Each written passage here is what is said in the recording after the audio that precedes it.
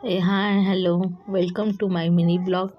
मी थोडी बाहेर चालले होते आणि बाहेर जाता जाता मला पाऊस खूप होता आणि मी एकटीच निघालेले. मग मला माझ्या भावाने बस स्टॉपला सोडलं आणि मी बसमध्ये बसले 10 मिनटाच्या रस्त्याला अर्धा तास लागला मला, इतकी ट्रॅफिक होती. मिस्टर पुढे येऊन थांबले होते.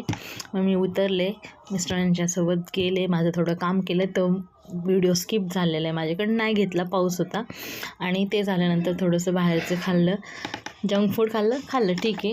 आणि त्याच्यानंतर वडापाव घेतला. वडापाव पण म्हणजे इतका टेस्टी असतो ना तो वडापाव, मी जिथने घेतला तो.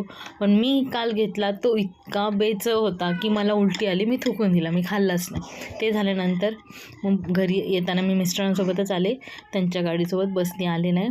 आणि येता येता आतुरतेने गणपती बाप्पाची सगळी तयारी चालली होती.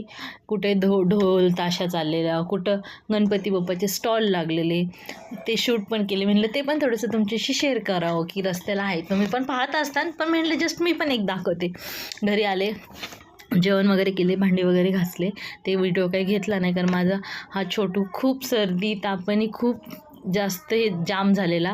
तुम्ही बघू शकता त्याचा चेहरा, त्याचे डोळे खूप पाणावलेले आहेत की त्याला काही समजत नव्हतं. मग मी ते काही घेतलं नाही. मग त्याला ओव्याची धुरी दिली, गुटली बनवली, त्याला शेकलं, नाक्याला वास दिला.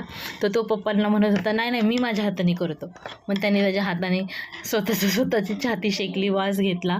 त्याला म्हटलं बाबा आता तू झोप तोंडावर निघून. बघा, तोंडावर घेतलं, झोपला. Bye, good night.